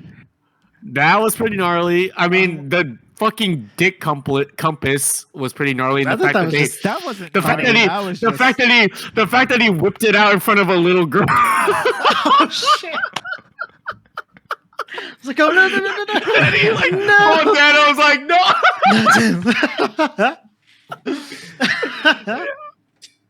That shit was crazy. Oh, so fucking funny. I will say this. I'm glad the ending happened just for that scene alone, though. That was fucking hysterical. It's so good. that's another My thing personal about the fucking ending, though. Sorry to go Go back ahead. to that, No, but it's just go like ahead. was That's fine. Assuming this is all in his head. Mhm. Like, what the fuck was that interaction with him and the little girl? And then Sarah is just like being so nonchalant about there being a fucking Right? corpse by this Like, guy. that was such that a they were weird, like, with their yeah. daughter- like, you know what I mean? Like, it's just like, Like, what the fuck? Like your reaction to this whole You know thing what? is If- not. No. If their whole like intention for the ending being the way it is just to make us say what the fuck, they nailed that. They fucking Yeah. nailed Sure. that for sure. Which, listen, not beyond the Daniels, going off of their previous, the other body of work that I've seen from them. You know what I'm saying? Like, Mhm. I would believe that. Like, them just doing something for the sake of doing something because they think it's funny and Yeah. like would get a reaction out of the audience. Like, yeah, I 100% believe that. You know what I'm saying? Oh, I did have Um, a talking point I wanted to ask you guys about. No, What go was ahead. your Yeah. opinion on the soundtracking? Great. I fucking love it. You were down with the acapella stuff? Yeah, I love it. So when it started with that, Mhm. I was just like, oh, this is just a thing these people like to do in their movies. It's better than Pentatonics, I'll tell you that much. So here's the. But it was just like it. Go ahead. No, go ahead. Go ahead. Finish your thought because I have like a comment. Because it just reminded me of, like, I don't know if I know it's an A24 movie, the Midsummer. Like Oh. it has like those I don't know what to call it. The acapella stuff. Humming, Yeah. acapella. Yeah, those stuff. things. Like is that like just a thing they put in those movies? You're referencing something that Matt hasn't seen, so why are you going to bring talking it to up? you. He's talking to everyone. dude. No, it's not just a thing. Like, it's totally different. There is a very specific, and like, I don't want to spoil the fucking movie Okay, because you don't have to. one of us hasn't seen it. But Listen. there's a very specific reason for the acapella that happens in Midsummer versus the acapella I mean, that's happening. I in have this an movie. idea Just saying. of why that's No. happening. It's Oh, like a shut up. fucking I mean, I'm cult not- thing. You're not allowed to say that until you watch the fucking so movie, you angry. coward. I have wasn't none of that. I Hey, wasn't diminishing the purpose of why they put Right. it in the movie. I was just asking, like, is this something that is a theme or not a theme, but is that like something that is a common purposeful. I mean, as I don't someone know. that's watched a shit ton of A24 movies because I like just watching weird ass fucking movies, no, I Mhm. wouldn't say that. Like, I think it's definitely a product of the director's taste and the time. Mm. So Janice pointed out, like, oh, this is like right at the bookend of like the twee era of hipsterism, right? Like that whole like indie like vibe where it's like very much like acoustic and like, you know what I'm saying? Like it just has that vibe. And like you could So even to bring another twee movie into this, like you could even look at like the last Twilight movies and be like, oh, this has like a similar feel to it almost, you know, like in terms of like those like I don't know if I agree with that, but okay. well, okay, like I'm just talking about obviously not like the supernatural shit, but like No, the like the soundtrack. yeah. soundtrack or like just like okay, not to make this the fucking Twilight episode, but it was like that scene where like Bella's in her Let's room. not discuss Bella- this because if we're gonna do Twilight, we're gonna do an entire fucking series on Twilight. Fine. So let me just Fine. end this conversation right now. Daniel Kwan hates body humor and hates a cappella singing. However, Hence why he put it in the movie. yes, because if you make a film filled with things you hate, you have to make it the best possible version so you don't hate it. Yeah, Okay. I agree, 1000%. Okay, Yeah. I like that. That all makes sense. It tracks. Yeah. Also, it reminded me of Gilmore Girls, and it was pissing me off at first. I don't know if you've ever watched Gilmore Girls. With their, There's so many all other that things we're bullshit. talking about Yeah, in I'm this aware. episode I'm other aware of than that. Swiss Army Man. I'm aware. I just because it's very polarizing, obviously, the music, the soundtracking. So I just thought I would ask. Fuck me, right? I liked it. I thought it definitely fits like the like It's very they indie. didn't- Yeah. Yeah, it's very indie. That's what they it is. never It's very they never mention where they're at, but this fucking movie reeks of Pacific Northwest. Like, am I wrong? Like, Oh, like- they filmed it in Humboldt, I think. where the fuck is Humboldt? I don't even know. California, baby. North. I don't fucking know. I don't know my own state. But like, yeah, it just reeks of like that vibe, right? Like, okay, Mhm. so sure, it was filmed in Humboldt, but like, you mean like, come on. It feels like a Pacific Northwest movie, you know, in a lot of ways. But like I really feel like the movie nails like whatever identity it was going for in terms of like that, right? Like the aesthetic, the identity. Mhm. Like Yeah. it does I think do a good job of nailing like that indie like relatable vibe, but then with like aspects of like frat boy humor in it, you know what I'm saying? Mm-hmm. Mm-hmm. Like it's a movie that tries to say a lot, but like in the most lowbrow way possible. You know, which I Yeah. really, I personally really Yeah. appreciate because I feel like that's my personality. You know. Mhm. Mm-hmm. Okay, so one of the last things I wanted to go over regarding this movie is this a movie you would recommend to someone, and what type of person would you recommend it to, or how would you recommend it to someone?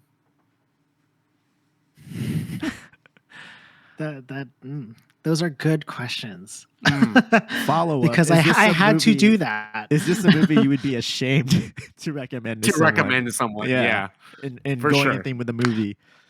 Like, would you be worried? Like, if you were to recommend this movie to someone, would you be worried what they would think of you post watching it or recommending it? That I wouldn't be worried. I'm a weird person in general. So I guess if I were to recommend it to somebody, I would definitely preface it with, you know, the first 10 minutes are going to be really fucking weird, Mm, but Mhm. just bear with it.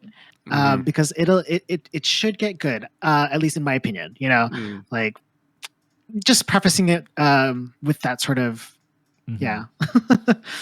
But I would like I did recommend it. I recommended it to Nikki for her to watch because I feel like I just said, if she gets past that weirdness and she actually gets to more of the deeper meanings of the things, I think she would enjoy the movie and feel or kind of have the same opinions about what the movie was about and all that. So yeah. That's funny you say that, because like me knowing Nikki, from what I know about Nikki, I would not ever picture this as a movie she would like. But obviously, you're married to her, you know her better than I ever could. That's just going off of what I know, I know Nikki. You're not wrong. Yeah. This is not a movie she'd be like, oh yeah, I want to watch that. Yeah. But like I said, she is a Harry Potter fan. Daniel Radcliffe fan. So we're relying strictly on the power of Dan Rad. Is that what I'm getting from you? It's part of it. Yeah, because it's a huge selling point. She hasn't seen him in a lot of things. I think the only other movie other than like Harry Potter stuff that she's seen him in is this other, I think it also was an indie movie, and it was just like just a regular just love story, whatever. Guns I don't remember what it was. I don't remember what it was called, but yeah, she would probably be intrigued about what he's doing in this movie. I mean, Harry Potter. As far as I know, Harry Potter's never farted in any of his movies. So, to your knowledge, to my knowledge, he hasn't. But I guess just Daniel Radcliffe as an actor, sure. And then and just the themes in the movie, I feel like she would feel for as well, and kind of but definitely it's not a movie that she would just choose on her own. She's not a big indie movie person. So do you before you go, Matt, do you know anybody, Landon, that you feel you could recommend this movie to that would love it so much that they would consider it as like a part of their top movies of all time? The people that I watched it with. Yeah. Did they like it that much? Yeah. Did they enjoy it actually? I asked them what they, on a scale of 1 to 5, what would they rate it just, immediately after we had just watched the movie, and they both said 4, and I was really surprised. Whoa. Wow. Yeah. I didn't give it a 4. Was it their first time watching it too? Yeah. Wow. Yeah. So one person didn't know anything about this movie, and then the other person, she knew it, she just hadn't gone around to watching it. So yeah, they really liked it, and we got a chance to like talk about it at the end. And they aren't, well, one of them's not like an indie movie person, so I was surprised that they liked it, but I think it's also like their humor is very much toilet humor. So that was a big part of why they like the movie. And the other person is definitely an indie movie person, so it's like people, you have to know, you're the person that you're recommending it to, follow like up what their personal taste is. Are you gonna tell them to watch this podcast? I've already, they watched the first one. Oh, so yeah, I mean, hey, shout out to you guys. Yeah. So yeah. This is a movie I would only recommend to some people. Disappointing. I know, because this is not a movie I am counting on Allie to watch with me at all at any point. I don't see that. Yeah. Disappointing. Like I told her, it's like I mean, like there's some things you would appreciate, but overall, probably not. I mean, she is surprising with her taste sometimes, though. Like, she loved Workaholics. I don't know if you guys ever saw that show, but it's really, yeah. That I'm actually very surprised. Yeah. Okay. So it's one of those things where it's like she would have to be in the mood to give it a chance. That's how I would describe this movie. What it's mood? Workaholics. But it would be a movie I would have to recommend to someone who I know enjoys movies. Like if it's just like a casual person who just watch popcorn flicks or blockbusters, I wouldn't. I feel like I wouldn't be able to sell them on it. And how would I pitch it to them? Fucking Daniel Radcliffe, dude. Like that's the one. Like just like, hey, Harry Potter's in it, and he's really good. And you see his ass. And you see his ass. And, dude, hairy ass. Harry Potter. So this is something I wanted to touch on at some point during this podcast. His hairy ass? His hairy ass. 100%. I wanted to touch Landon, on my man. Yeah. My man. Most of the effects were practical. So good. That was So good. It was a real bear. They made dummies of Daniel Radcliffe. One of them was specifically his hairy ass. So yeah. His hairy ass is somewhere out there in the world. Somewhere out there in a storage closet. In a storage the exact replica of Daniel Radcliffe's hairy ass. Hairy ass. So good, dude. So fucking Hairy good. ass corpse. The practical Yes. effects in this movie so fucking great. And Love the fart effect that they did was with like a fucking leaf blower. Nice. It's pretty incredible. As for me, I think it goes without question. I would recommend this movie to fucking anybody. Like honestly, Interesting. no. Here's the Anybody. thing. Here's the thing. With the expectation that I mean, they're gonna I like would it? do my best to Yeah. kind of explain it to them, but here's why I would recommend it to anybody. And like, I'm willing to take whatever thoughts or criticism the person I recommended to might have to me, you know, despite whoever it was I recommended it to. To me, the biggest strength of this movie is its surprise factor, right? Like, where, like you guys said, it starts out really stupid, dumb, toilet humor, whatever word you want to use, lowbrow, right? But it reveals itself, if you make it past a certain point, it reveals itself to have a lot of heart. And I think that can resonate with almost anybody. I think the things that this movie tackles are general enough to where it can resonate with anybody. I wouldn't say the same thing for Everything Everywhere All at Once, right? Another movie that these directors made. I think that movie could resonate with a lot of people, but we all know, being who we are, that it would resonate a lot better with people who are Asian, who grew up with Asian parents, who grew up in Asian households. You know, that's just a matter of fact. Like, that movie deals a lot with what it's like to grow up as an Asian American, you know, in an Asian family. So like, I would honestly limit who I recommend that movie more to than this movie. As weird as it sounds, because obviously, as weird as it sounds, because Everything Everywhere All at Once obviously is a way more successful movie, is a movie that has way more accolades. So clearly it did appeal to more people. But I feel like if the roles were reversed and Everything Everywhere All at Once came out first, and then this movie came out second, like, I do think this movie could have that potential. I'm not saying it would. It is a very out there concept, whereas Everything Everywhere All at Once, as weird as it does get, the concept is pretty standard, right? It's a fucking multiverse movie, which we know more than ever is very popular thanks to the Marvel movies. But I think the core idea of this movie, I think the core values of this movie, I think could resonate with a lot of people. I'm not saying it would. I'm not saying I would be necessarily successful in all the people that I would recommend it to, but I am saying that I think I would take that chance.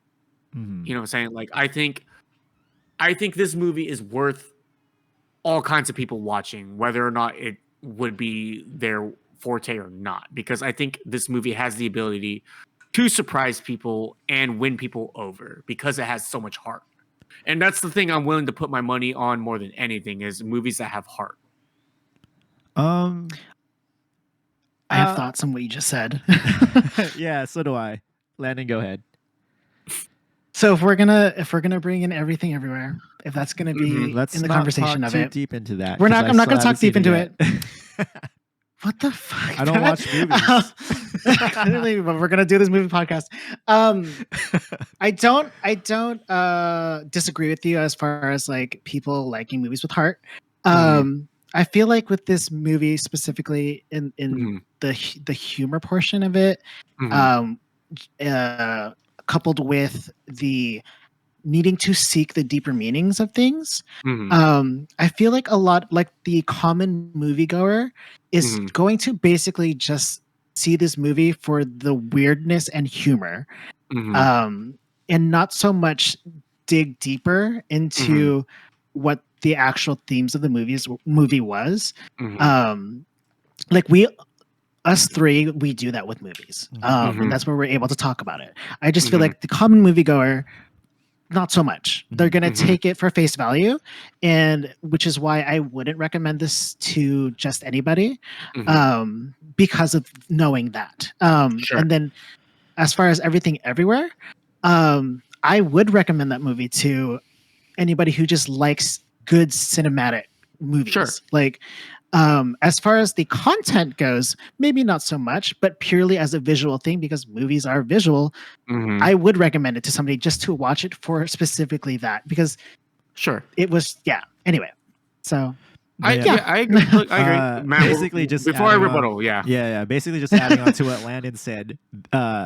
When I basically exactly what he said and what I said earlier is certain people I would recommend this movie to. The reason why I'm a lot more hesitant to recommend it to just anyone is, first of all, I just hate when I watch a movie and I don't like it at all and I can't get that time back. Right? That's just first and foremost, is just wasting your time on a movie, especially if something is super weird and out of the norm.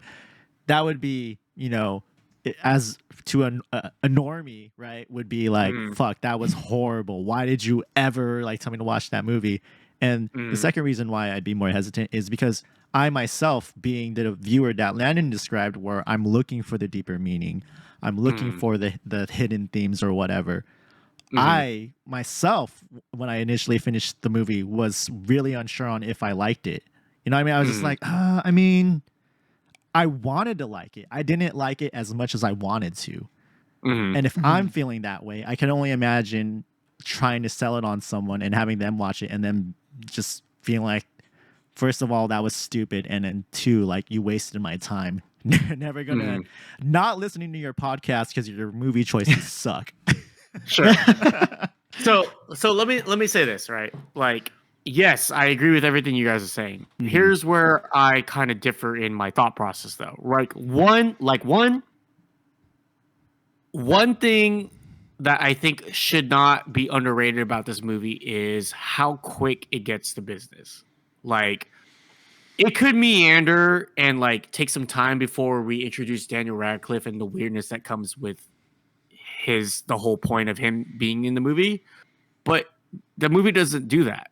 The movie introduces him within like the first 5 minutes, and we get exposed to that fairly quickly within the movie's runtime. So that, to me, like, it's things start happening fast enough to where I think that you can still capture people's attention in the time that, like, people on average allow for a movie to capture that attention, whether they like it or not. You know what I'm saying? And to me, where the movie does start to catch its stride is the cave, right? When that first happens.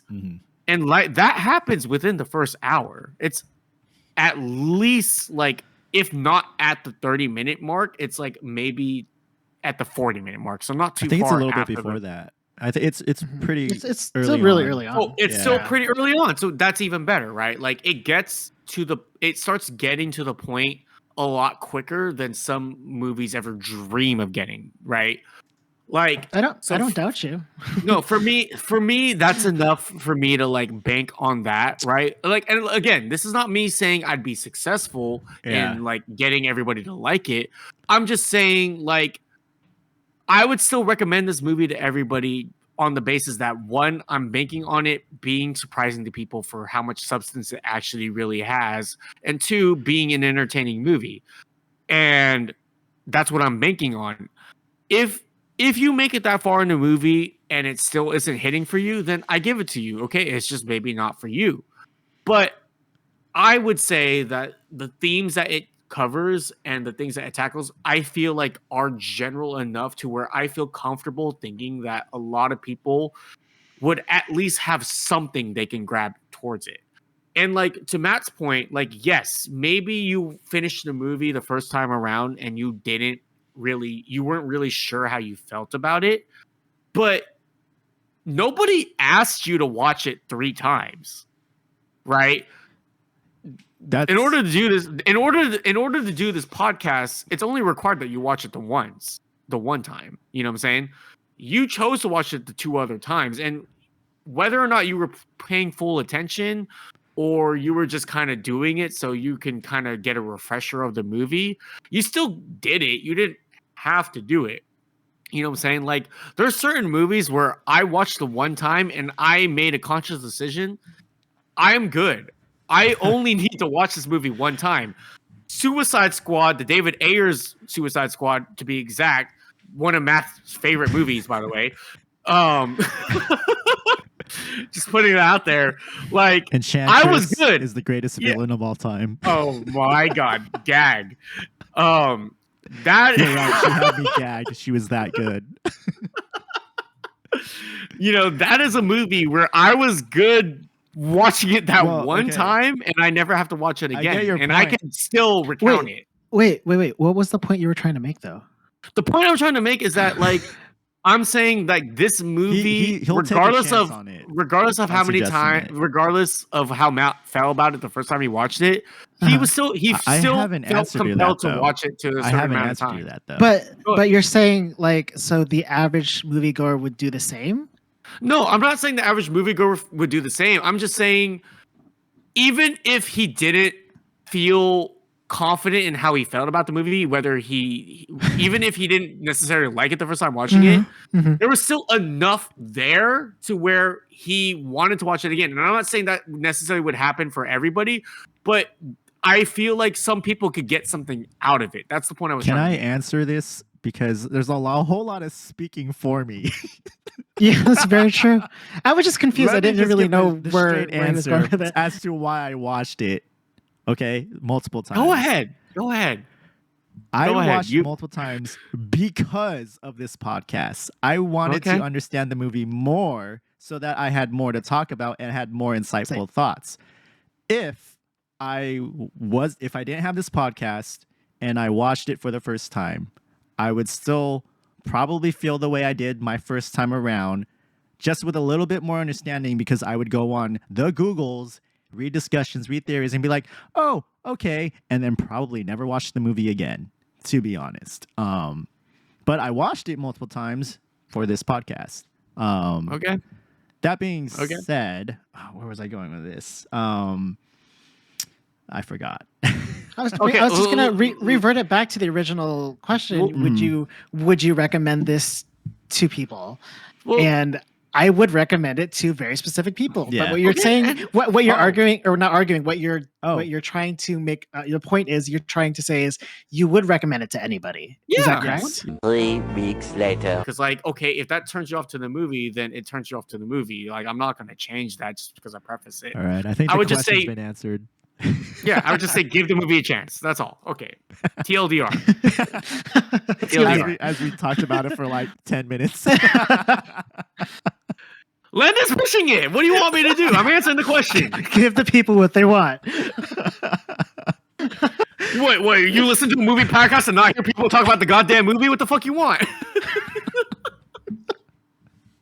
No, opposing opinions is what I'm saying. That's what we're doing. Yeah, exactly. That's why I'm saying that this is why it went on for 10 minutes. Did we agree on anything? No, but it's fine. Yeah, that's what I'm saying. People got to hear both sides. You listen to podcasts and hear people agree? Fucking, I don't know. Fuck. Oh. With that being said, let's just get to our final thoughts on the movie. Mm-hmm. Landon, did you want to start?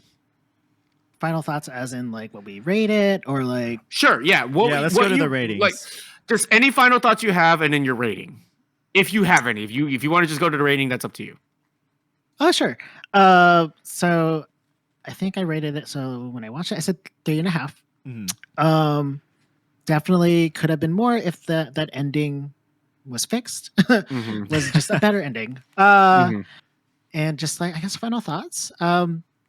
Like we kind of went over final thoughts of like, would we recommend this movie? Right. So right. Yeah. So go ahead. Oh, rating. He said 3. He said 3.5. Okay. 3.5. Yeah. Sorry. Okay. Upon first viewing, I would have probably rated it a 2.5.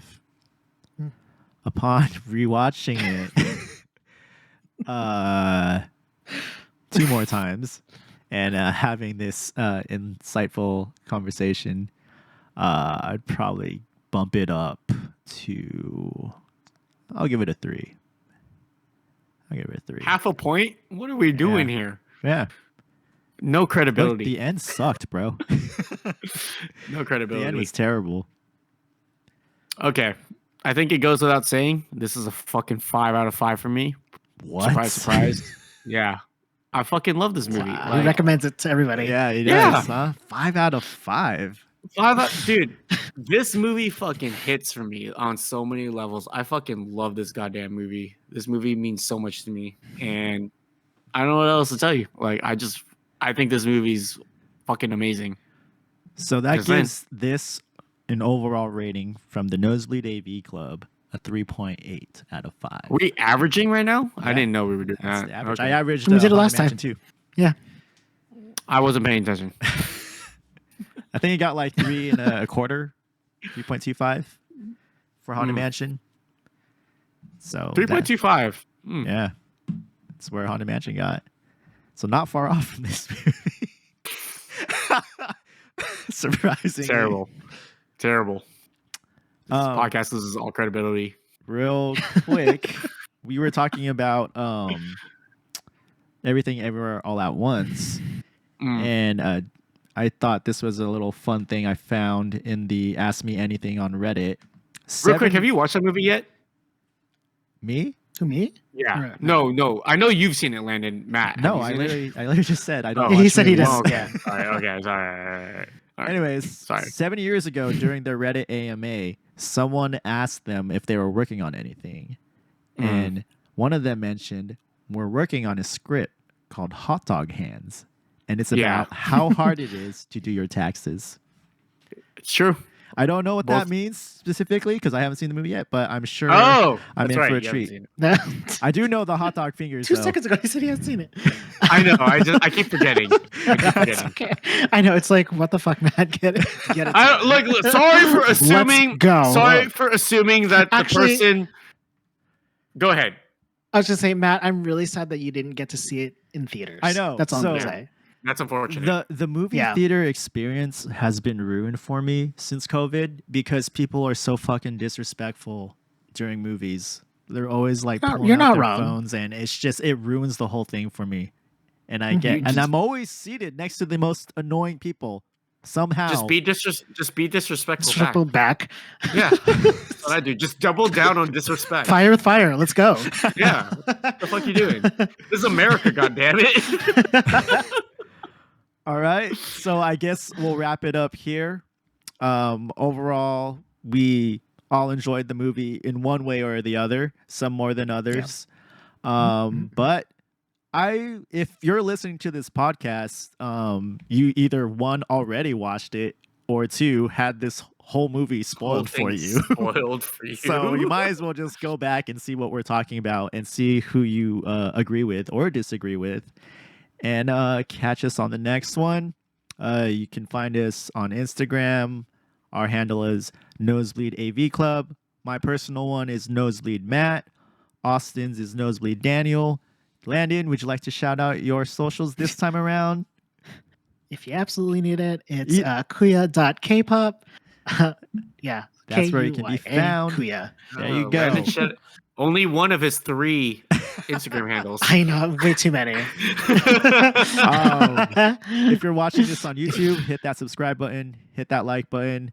If you're listening to this on audio streaming, give us a follow, leave us a review, give us a rating.